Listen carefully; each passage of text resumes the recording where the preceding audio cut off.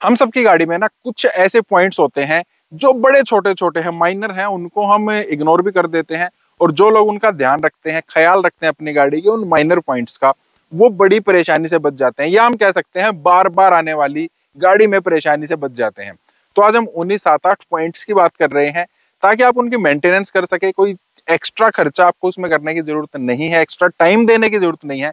जो आप कर रहे हैं ना, उसको थोड़ा सा ठीक ढंग से करना होता है, ताकि हमारी गाड़ी हमारा साथ बढ़िया तरीके से दे सके। हेलो, मेरा नाम है अमित और आप देख रहे हैं डेली ऑटो लाइफ। सबसे पहले हम चलते हैं विंडशील्ड की तरफ। अब देखिए, बहुत बार क्या होता है, हमारी गाड़ी की विंडशील्ड गंदी हो गई है, चलते चलते हो सकता है कोई धूल आ गई है, कहीं पर कीचड़ आ गया, थोड़ी बहुत बरसात आ गई है, उसके बाद हमारी जो विंडशील्ड है ना, ये थोड़ी सी गंदी हो जाती है। हम वाइपर चलाते हैं, साथ में वॉशर चलाते हैं, पानी हमारी विंडशील्ड पर आता है और वाइपर जो है अपना काम कर देते हैं, गाड़ी साफ हो जाती है, मतलब विंडशील्ड साफ हो जाती है। लेकिन बहुत सारे लोग पता है क्या ध्यान नहीं रखते हैं, हम विंडशील्ड जो वॉशर होता है ना, वहां पर हम पानी डालते हैं। अब वो पानी जो है वहां ऊपर जाता है। अब उस पानी के साथ ही हम गड़बड़ कर देते हैं। क्या गड़बड़ कर देते हैं? अब देखिए, यहाँ पर लगभग 2 लीटर या 2.5 लीटर हमारा पानी आ जाता है। इसमें हम डाल देते हैं नॉर्मल पानी, जैसे हमने नल से पानी लिया और वो इसमें डाल दिया। कुछ टाइम के बाद क्या करता है, आपने बहुत जगह देखा होगा ना, वो पानी क्या करता है, रेजिड्यू छोड़ देता है, अपने व्हाइट व्हाइट स्पॉट्स छोड़ देता है। अब ये हमेशा तो यूज होता नहीं है, इसमें जो पानी डलता है, एक बार हमने पानी डाल दिया, 2 महीने 3 महीने 4 महीने इसी में पड़ा रहता है। कुछ थोड़े से समझदार लोग क्या करते हैं, इसमें शैम्पू साथ में डाल देते हैं, या फिर इसमें कोई भी डिटर्जेंट डाल देते हैं, लिक्विड में डाल देते हैं, या फिर पाउडर फॉर्म में डाल देते हैं। वो सब क्या करेंगे, कुछ टाइम के बाद इसको चोक कर देते हैं। वो चोक करने से देखिए नुकसान क्या होता है, वो भी आपको दिखा देता हूं मैं। ये दिख रहा है ना, ये बिल्कुल छोटा सा सुराख है, यहाँ से इसमें से पानी निकलेगा। और इसमें भी बड़ी छोटी छोटी ना, बिल्कुल हल्की सी नोजल होती है, बहुत छोटी नोजल होती है, वहां से पानी निकलता है। वो पानी वहां पर रुक गया, रेजिड्यूज के बच गए। कुछ टाइम के बाद ये नोजल्स किसी गाड़ी में एक होती है, दो होती है, बहुत सारे लोग मक्खी बोल देते हैं। जब आप किसी सर्विस सेंटर पे जाएंगे, ये चौक हो गई, खुलेगी नहीं, इसको बदलवाने का खर्चा 3-4 हजार रुपए। अब देखो, बिना मतलब की चीज और 3-4 हजार रुपए का हमने खर्चा कर लिया है। करना क्या है, सिंपल, कैसा भी पानी डाल लो, कोशिश करो आरओ का पानी डाल लो। साथ में विंडशील्ड वॉशर आते हैं, 200-250 रुपए के आते हैं, 1 साल 1.5 साल 2 साल आराम से आपके चल जाते हैं। उनका यूज करो, बड़ी परेशानी से हम बच जाते हैं। सेकंड हमारा है टायर से रिलेटेड। अब टायर्स में क्या होता है, देखिए, यहाँ पर वॉल्व है जिसके थ्रू हम हवा भरते हैं, इसके ऊपर एक कैप होती है। और आप देखना, बहुत सारी गाड़ियों में ना ये कैप मिसिंग होती है। ये वाली कैप छोटी सी चीज है, बहुत बड़ा इंपैक्ट क्रिएट करती है। सबसे पहले आप इस वॉल्व को देखिए। अब कंपनी इसको प्लेन भी बना सकती थी, इसके ऊपर उन्होंने ये इस टाइप से, ताकि हम इसके ऊपर नट को कस सके, चूड़ी बोलते हैं, चूड़ी काट रखी है इसके ऊपर, फिर ये बना भी रखी है ताकि हम इसको लगा सकते हैं। अब हवा भरने के लिए आप ये पिन देख रहे हैं, इसको हम श्रेडर वॉल्व बोलते हैं। इसके थ्रू जो है हवा अंदर जाती है। ये कैप लगाने का मेन मकसद क्या होता है, ताकि इसमें कोई भी मिट्टी वगैरह इसमें ना जाए। मिट्टी जाने से होगा क्या, वहां पर मिट्टी चली गई, गाड़ी पानी में से भी जाती है, मिट्टी गीली हो गई, वहीं पर जम गई, तो श्रेडर वॉल्व है वो खराब हो गई। अब ऐसा नहीं है कि वो खराब हो गई तो पूरी की पूरी हवा निकल जाती है, हल्की हल्की हल्की हल्की हवा लीक करती रहती है। बहुत सारी गाड़ियों में कभी ना कभी ये परेशानी रहती है यार, एक टायर में ना हवा ही नहीं रुकती है, मैं बार बार हवा भरवाता रहता हूँ। अब वो हवा नहीं रुकती है, इतनी ज्यादा कम भी नहीं होती है, लेकिन थोड़ी बहुत सिग्निफिकेंट कम होती रहती है। 30 आपको रखना है प्रेशर, 25 के आसपास रहेगी, आपकी माइलेज पर भी फर्क पड़ेगा। और अगर आप कहीं पर किसी भी टायर शॉप के पास जाते हैं, वो बोलते हैं वाल चेंज करानी पड़ेगी, 200 300 400 रुपए वहां पर आपको लगाने पड़ गए। मतलब लगातार आपकी फ्यूल इकोनॉमी पर फर्क पड़ रहा है, साथ में आपको एक्स्ट्रा पैसा देना पड़ रहा है इसे 1 रुपए की चीज के लिए। जब भी नेक्स्ट टाइम हवा भरवाओ ना, जो भी टायर शॉप वाला है, वो तो इसको लगाने में आलस महसूस करते हैं, आप खुद ही लगा लेना और बढ़िया आप परेशानी से बचे रहेंगे। तो हमने फ्यूल इकोनॉमी की बात की है, हर किसी को चाहिए अपनी गाड़ी से फ्यूल इकोनॉमी। अब देखिए, जब गाड़ी की टेस्टिंग होती है ना, उस टाइम पर उसके फिल्टर वगैरह जो है बिल्कुल क्लीन होते हैं, और क्लीन एनवायरनमेंट में ही वो चेक की जाती है। हमारी गाड़ी सड़क पर आ गई है, रियल कंडीशन में आ गई है, धूल वगैरह चल रही है, इंडिया तो वैसे भी विकासशील देश हम बोल देते हैं, वहां पर खूब सारे जो है कंस्ट्रक्शन वगैरह चलती रहती है, धूल जाएगी कहाँ पर, हमारे फिल्टर में।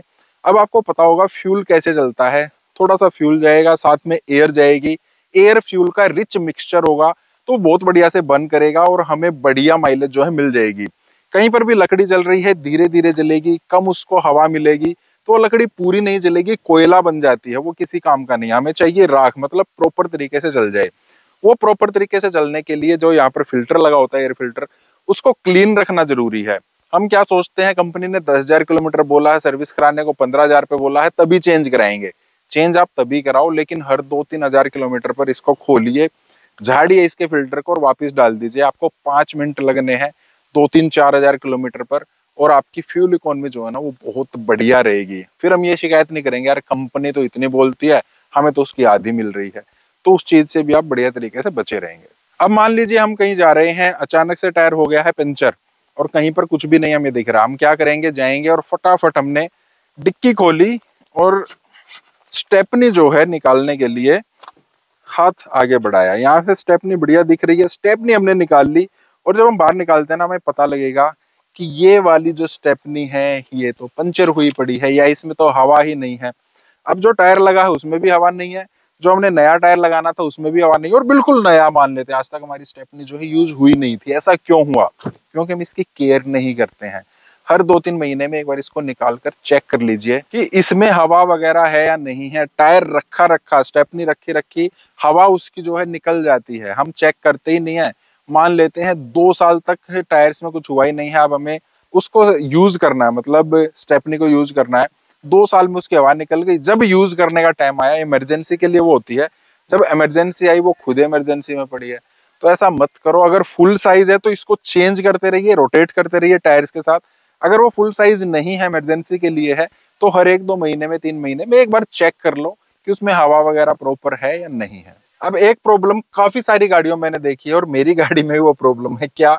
यहाँ पर देखिए, एसी वेंट्स है, एसी वेंट में नोब होती है ताकि हम इसको इधर उधर कर सकें, ऊपर नीचे कर सकें। अब यहाँ तो है, लेकिन अगर को पैसेंजर को करना है तो वो कहाँ से करेगा? ये वाली नोब यहाँ से गायब, गायब इन द सेंस टूट चुकी है। टूटी क्यों? बहुत सारी गाड़ियों में आपको ये प्रॉब्लम मिलेगी। देखिए, जब मैं गाड़ी चलाता हूँ ना, मोस्ट ऑफ द टाइम अकेले ही मेरे को गाड़ी चलानी होती है, तो मेरे साइड के जो एसी वेंट है मैं इन्हीं को यूज करता रहता हूँ। अब एक दिन क्या हुआ कि यहाँ पर कोई बैठा था। वैसे तो जो ये वाले जो एसी वेंट होते हैं ना, ये इसी साइड में रखता हूँ, मतलब को पैसेंजर की साइड। लेकिन उस दिन उनको थोड़ी सी ठंडी लगी, तो उन्होंने क्या सोचा कि इनको इधर मेरी साइड में कर देंगे। लेकिन जब वो मेरी साइड करने लगे तो पता लगा कि ये बहुत ज्यादा टाइट हो चुका है, एक किस्म से जाम हो चुका है, क्योंकि ये काफी टाइम से यूज ही नहीं हुआ है। अब मैंने थोड़ा सा जोर लगाया और जोर लगाते ही ये सब मेरे हाथ में आ गया। तो आपकी गाड़ी के साथ ऐसा ना हो। अगर आप मोस्ट ऑफ द टाइम अकेले ही चलते हैं, या एसी वेंट जो है इनकी नोब आप फ्रीक्वेंटली यूज नहीं करते हैं, तो हर 2-3 महीने में ना एक बार इनको भी थोड़ा सा यूज कर लिया करो, ताकि ये नुकसान आपको ना झेलना पड़े। तो एक बार क्या हुआ, मेरे दोस्त ने गाड़ी ली नई नई। अब नई क्या, चाहे पुरानी हो, किसी के साथ उसके साथ भी ऐसा हो सकता है। वो कहीं पर गाड़ी को सोचने लगा कि यार चलो थोड़ा भगा कर देखते हैं। अब उसने गाड़ी में गियर लगाया, पंजा दबाया, लेकिन गाड़ी उस स्पीड से उठी ही नहीं। उसको मजा नहीं आया। उसने दूसरी गाड़ी चलाई, सेम किसी की पहले चला रखी थी। वो गाड़ी मतलब बड़ी जबरदस्त तरीके से पिकअप ले रही है, उसकी हालांकि स्पीड तो वहीं तक जा रही है, लेकिन पिकअप कम ले पा रही है। वो सर्विस सेंटर में गया, सर्विस सेंटर में जाते ही उसको लगभग 20 से 30 सेकंड में ना उन लोगों ने एक प्रॉब्लम बता दी। बड़ी छोटी सी प्रॉब्लम है, लेकिन जो नए ड्राइवर होते हैं काफी सारे लोगों को वो प्रॉब्लम आती है। क्या? जो हमारे फ्लोर मैट होते हैं ना, हम बड़े साइज के इनको डलवा लेते हैं। अब उसमें प्रॉब्लम क्या थी, देखिए मैंने तो यहाँ से इसको कट करा रखा, जो फ्लोर मैट आप देख रहे होंगे कट हो रखा है ये। लेकिन उसने बड़े साइज का डलवा रखा था, तो वो वहां आगे तक पहुंच गया था। और जब ये एक्सेलरेटर हम दबा रहे थे ना उस टाइम पर, तो वो हल्का सा इसके नीचे अड़ जा रहा था, जिसकी वजह से ये एकदम से प्रेस नहीं हो रहा था। यहाँ तक तो प्रेस हो गया, आगे धीरे धीरे ये नीचे तक जा रहा था। उसकी वजह से उसकी गाड़ी में ये प्रॉब्लम आ रही थी। सर्विस सेंटर में गया, उन्होंने फ्लोर मैट निकाल के बाहर फेंक दिया, बोले अब चला कर देखो। वो हो गया। उसके बाद उसको भी वहां से थोड़ा कट करना पड़ा। तो फ्लोर मैट लो तो ज्यादा बड़े साइज के मत लेना, ब्रेकिंग वगैरह में भी दिक्कत हो जाती है और एक्सेलेरेटर में तो प्रॉब्लम हो ही जाती है। एक फनी इंसिडेंट जो मेरे दोस्त के साथ हुआ था, कोई और था, आप बोलोगे एक ही दोस्त है जिसके साथ सब कुछ होता है, कोई और था, नया नया ड्राइवर था, नई नई गाड़ी लेकर आया। पेट्रोल पंप पर गए, पेट्रोल पंप भरवाने लगे। हुआ क्या, अब पेट्रोल भरवाने के लिए करना क्या है, ये कैप तो खोलनी पड़ेगी।